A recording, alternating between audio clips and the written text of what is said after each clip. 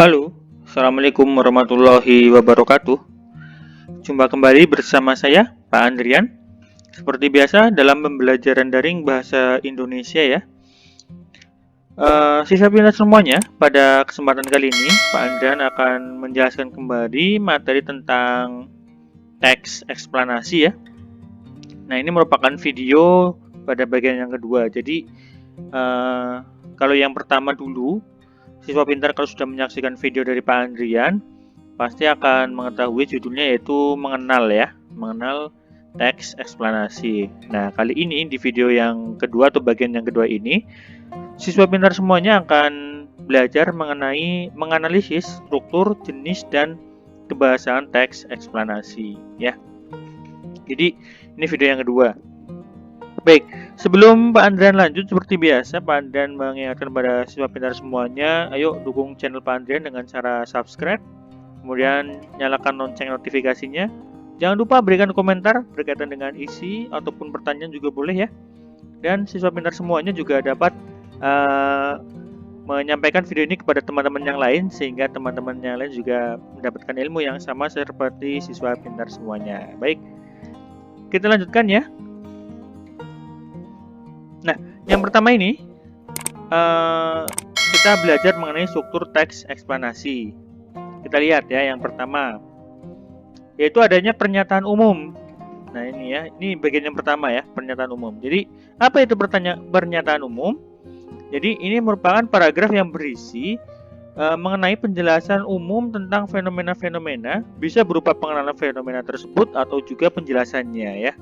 Jadi bisa dikenalkan dulu ataupun tentang penjelasan fenomena itu, yaitu penjelasan berarti berkaitan dengan definisi ya atau hakikat dari fenomena itu. Penjelasannya akan dituliskan pada teks ini berupa gambaran secara umum tentang apa, mengapa, dan bagaimana peristiwa itu atau fenomena itu terjadi. Jadi itu ya, ini merupakan paragraf pernyataan umum. Jadi sekali lagi, paragraf ini berisi tentang fenomena-fenomena, baik itu merupakan penjelasannya ataupun pengenalannya, dan dituliskan pada teks tersebut tentang apa, mengapa, dan bagaimana peristiwa itu terjadi. Jadi nanti kalau siswa pintar mendapatkan dari sebuah teks, kemudian berisikan tentang fenomena, baik fenomena sosial, bencana alam, ataupun tentang kejadian-kejadian yang kekinian seperti itu. Nah, itu kalau ada teks yang berisikan seperti itu, bisa saja itu merupakan adalah teks eksplanasi ya. Kita lihat pada paragraf selanjutnya itu termasuk ke dalam deretan penjelas ya. Jadi setelah tadi mengenalkan adanya peristiwa, kemudian pada paragraf yang selanjutnya pasti diikuti dengan deretan penjelasannya atau sebab akibat tentang bagaimana peristiwa itu terjadi ya. Jadi sekali lagi, paragraf ini berisi tentang penjelasan mengenai proses mengapa fenomena tersebut dapat terjadi atau tercipta. Dan bagian ini terdiri lebih dari satu paragraf itu ya. Poin pentingnya di sini. Jadi kalau tadi pada bagian yang pertama atau pernyataan umumnya, itu biasanya hanya terdiri satu paragraf. Kemudian kalau deretan penjelasannya pasti kan akan dirinci ya secara lebih detail seperti itu, sehingga paragraf pada deretan penjelas ini siswa pintar semuanya akan mendapatkannya lebih dari satu paragraf seperti itu ya. Kemudian bagian ini merincikan dan mendeskripsikan penyebab serta akibat dari bencana alam ataupun fenomena-fenomena sosial itu terjadi ya. Jadi nanti kalau ada teks eksplanasi berjudul semisal apa ya yang sering terjadi, demo ya. Nah, kalau ada demo seperti itu, nah ini penyebabnya seperti apa? Bisa saja di sini disebabkan oleh adanya kebijakan pemerintah yang baru seperti itu ya. Nah, itu dijelaskan penyebabnya seperti itu, akibatnya seperti apa setelah demo itu terjadi, dan nanti sampai pada struktur yang selanjutnya, yaitu ini interpretasi ya. Ini bersifat opsional, jadi saya kurung di sini. Ini maksudnya nanti bisa saja paragraf ini ditampilkan ataupun tidak karena sifatnya opsional ya. Jadi di sini maksudnya adalah bagian ini diartikan juga sebagai teks penutup yang sifatnya pilihan, bukan suatu keharusan ya. Maksudnya bukan suatu keharusan harus ada ataupun tidak. Jadi boleh tidak ada, boleh seperti itu ya. teks penutup ini maksudnya adalah kesimpulan atau simpulan dari intisari yang dapat kita ambil dari pernyataan umum dan deretan penjelas. Opsionalnya berupa tanggapan maupun mengambil suatu kesimpulan atas pernyataan yang ada di dalam teks tersebut ini ya. Nah, struktur teks ini saya ambil dari Mas Hun dalam bukunya ya, yang diambil tahun 2013 pada halaman ini ya. Dan mohon maaf tulisannya salah, seharusnya ini koma ya, tadi mungkin berubah. Baik, pada bagian ini sekali lagi nanti siswa pintar semuanya bisa mendapatinya adanya kayak pernyataan yang diulang kembali atau ditegaskan kembali tentang isi dari teks tersebut dalam satu paragraf, kayak gitu ya. Jadi sifatnya opsional. Oke, ini 3 hal tentang struktur teks eksplanasi. Jadi sekali lagi tadi yang pertama ada apa? Ya, yang pertama ada pernyataan umum. Kemudian yang kedua diikuti oleh deretan penjelas atau sebab akibat dari peristiwa yang atau fenomena yang disajikan. Kemudian diakhiri oleh ini yaitu interpretasi ya, yaitu adalah gambaran umum atau pernyataan yang diulang tentang isi teks yang disajikan. Itu ya.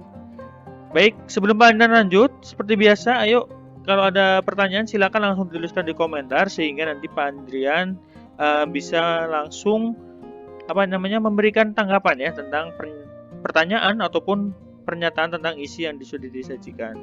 Oh Pak, masih kurang jelas ini di sini, nanti saya akan langsung memberikan tanggapan pada kolom komentar ya. Baik, siswa pintar semuanya, kita lanjutkan. Nah, selanjutnya berarti ada jenis-jenis teks eksplanasi ya. Tadi saya juga singgung pada judulnya. Berarti yang berikutnya ini adalah jenis-jenis teks eksplanasi. Mari kita pelajari. Yang pertama, ini dia ya. Menurut Wahidi tahun 2019 ya, dalam bukunya teks eksplanasi terdiri dari beberapa jenis, di antaranya sebagai berikut.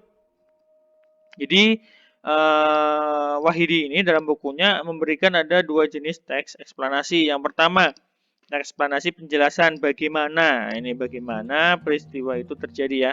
Teks ini menerangkan tentang bagaimana suatu yang dapat terjadi dan lain sebagainya. Misalnya bagaimana cara agar rumah tidak kebanjiran dan sebagainya.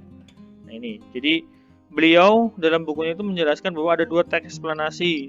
Bisa saja ini terjadi dari pertanyaan tentang bagaimana teks atau peristiwa itu terjadi. Contoh kebanjiran, ya. Bagaimana proses terjadinya banjir seperti itu ya. Oh ternyata ada cara hidup masyarakat yang kurang baik dan sebagainya. Tuh ya, bagaimana? Kemudian bagaimana cara menyikapi adanya pandemi corona seperti ini, gitu ya. Nah, itu dari teks yang pertama ini ya, eksplanasi yang pertama ini yaitu bagaimana. Nah, kemudian kita lihat yang kedua, teks eksplanasi penjelasan mengapa. Ya. Teks ini menerangkan tentang mengapa suatu dapat terjadi. Kalau tadi bagaimana, sekarang mengapa. Jadi kita menjawab mengapa, berarti oleh karena itu pasti adanya karena gitu ya. Mengapa pasti jawabannya karena. Mengapa peristiwa itu terjadi? Contohnya mengapa banjir itu terjadi? Silakan kalian bisa masuk ke dalam jenis yang kedua ini, gitu ya. Jadi ada dua jenis. Yang pertama menjawab pertanyaan bagaimana, berarti otomatis sebab akibat, gitu ya. Kemudian mengapa berarti karena seperti apa gitu ya. Atau bagaimana itu menjawab kata sebab, berarti mengapa kata akibat gitu ya. Oke. Ini adalah 2 jenis teks eksplanasi menurut dari Wahidi. Baik, kita lanjutkan benar semuanya. Kita lanjutkan ya. Yang selanjutnya adalah kaidah kebahasaan teks eksplanasi. Kita lihat, teks eksplanasi pada umumnya memiliki ciri bahasa sebagai berikut. Yang pertama, lebih fokus pada hal umum atau generik, bukan partisipan manusia, non-human, non-partisipan. Contohnya tsunami, banjir, gempa bumi, dan sebagainya. Kayak tadi, misal ada demo, yang ada fenomena sosial gitu ya. Kalau fenomena alam biasanya itu tadi, bencana-bencana, ya, banjir, gempa bumi, ataupun yang lain, gitu ya. Banyak sekali. Jadi ini bukan merupakan atau tidak adanya partisipan manusia, karena apa? Di sini kita menjelaskan tentang adanya fenomena saja, gitu ya. Manusianya biasanya sedikit sekali karena ini pasti hanya terjadi dampaknya saja kepada siapa? Oh, kepada manusia. Seperti itu. Kemudian menggunakan istilah ilmiah. Jadi banyak sekali kata-kata ilmiah ya. Kata-kata khusus di sana. Jadi ada kata-kata yang mungkin siswa pintar semuanya itu belum mengetahui artinya. Jadi itu merupakan kata khusus biasanya yang berkaitan dengan fenomena-fenomena yang disajikan. Contohnya kayak gempa bumi. Mungkin nanti ada istilah Richter gitu ya. 5,6 skala Richter. Nah, itu Richter itu apa? Oh, berarti ini adalah untuk mengukur adanya berapa gempa bumi yang dihasilkan seperti itu. Itu adalah kata-kata ilmiah. Banyak menggunakan kata kerja material dan relasional atau kata kerja aktif ya. Jadi material jangan sampai lupa sebenarnya semuanya. Kalau material itu sudah sering saya sampaikan, material itu berarti berkaitan dengan kata kerja yang berupa tindakan fisik seperti itu ya. Contohnya silakan kalian cari sendiri. Harus bisa. Menggunakan konjungsi kausal waktu misalnya bila, jika, sehingga, sebelum, sesudah, pertama dan kemudian. Ya, kausal dan juga waktu ya. Waktu berarti berkaitan dengan temporal. Kausal kayak ini tadi nih. Bila, jika, sehingga, sebelum ya gitu ya. Bila, jika ya gitu ya. Sehingga. Kalau sebelum berarti waktu, sesudah waktu, pertama, kemudian juga waktu. Tuh. Kausalitas ya. Kausalitas itu seperti sebab akibat. Ada jika, bila, maka gitu. Sehingga itu kausalitas. Kemudian menggunakan kalimat pasif juga bisa ya. Kalimat pasif seperti apa contohnya? Berarti menggunakan kata kerja pasif seperti itu. Kemudian teks eksplanasi dibuat sebagai justifikasi atau sebuah pengadilan bahwa suatu yang diterangkan secara kausal itu benar adanya. Maksudnya disajikan secara lebih detail, kemudian diterangkan secara ilmiah terjadinya fenomena ini berdasarkan fakta-fakta atau sebab-sebab sehingga pembaca atau penikmatnya itu bisa menyadari oh ini benar-benar terjadi seperti itu ya, bukan suatu yang direka-reka ya. Itu kaidah kebahasaan teks eksplanasi. Sekali lagi, yang pertama fokus pada hal yang umum, menggunakan kata istilah ilmiah, banyak menggunakan verba material dan juga relasional, menggunakan konjungsi kausalitas karena ini merupakan sebab akibat, dan juga konjungsi temporal atau waktu. Kemudian menggunakan kalimat pasif, eksplanasi dibuat seperti justifikasi bahwa suatu itu terangkat secara sebab akibat kausal ya, itu benar adanya. Ini ya. Jadi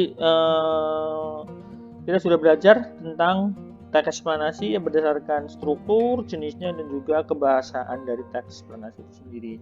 Sekali lagi, siswa pintar, kalau ada hal-hal yang sekiranya perlu dipertanyakan, silakan ditulis di kolom komentar. Ya, jangan sampai lupa subscribe juga channel Pak Andrian ini, sehingga Pak Andrian lebih semangat lagi membuat konten-konten yang berisikan tentang ilmu-ilmu yang bermanfaat bagi siswa pintar semuanya. Tetap semangat belajar siswa pintar. Terima kasih, saya akhiri. Assalamualaikum warahmatullahi wabarakatuh.